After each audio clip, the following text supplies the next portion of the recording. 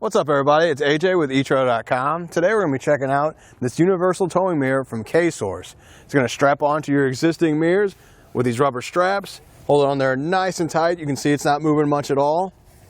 And give you that extra visibility you need when you're towing. Let's check it out. Now, I talked about that extra visibility. Right now you can see me in the factory mirror on our truck. If I step over here to the side, now you can see me in the towing mirror. That extra visibility is really going to help out. It eliminates those blind spots on either side of you. I mean, I've been in my car and not even towing anything, and you don't see somebody right next to you in the lane sometimes. That extra extension to the mirror really helps out when you're already kind of stressed by pulling the trailer and watching that and monitoring how much it's moving back and forth. Now you can actually see a little bit extra, helps you backing up and all that. Now, a nice feature, we're on the passenger side now, you can see how this mirror is vertical. You can go horizontal with it. You just spin it over. Now, since they're new, it takes a little bit to turn the mirror. That'll wear down over time. So right now, it takes a little bit just to get it turned sideways. But now you have that extra add-on to the mirror. If you don't need it, you can just put it back up vertical and just have that little bit extra instead. So we have the rubber straps on the back. I want to show you. They help not only grip the mirror, but hold it tight to the mirror. And by the mirror, I mean the universal towing mirror, holding it tight to the existing mirror. You can see I'm shaking the whole mirror back and forth with it. It's not loose. It moves a little bit, but that's just if I'm pulling on it pretty hard. So that's going to be good when you're going on the road. It's going to be probably about that much vibration.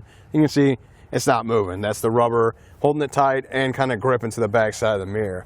The other good thing with the two straps is it doesn't cover up the blinker or our puddle light down here. I mean, it blocks a little bit these parts here, but it's still visible and it'll still work. Sometimes you sacrifice that with the hard shell towing mirrors that'll slide over here. Sometimes they don't have the cutout and it covers that all up and you kind of lose this.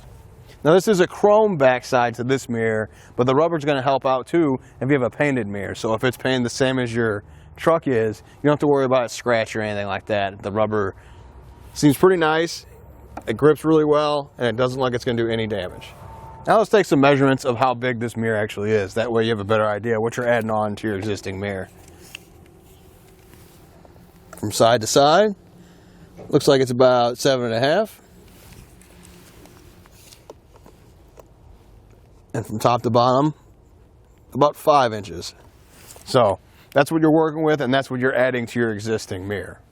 Another thing I like on this mirror versus the other ones is it's one solid mirror. Some other ones you get, sometimes they have concave and convex mirrors, both in there with the mirror, taking up that extra space, which I'm sure it's usable if you need that extra view on the side, but I always find it annoying. I just want a solid extra mirror added to my mirror. Also, it doesn't affect anything if you want to fold in your mirrors. I got a push button one on here. You can see it fold in just fine. It goes into place. There's room between the plastic that's on the front of the mirror and the vehicle, so it doesn't even come close to making contact, so you don't have to worry about any scratches or anything coming from your towing mirror if you want to leave it on there and fold in your mirror.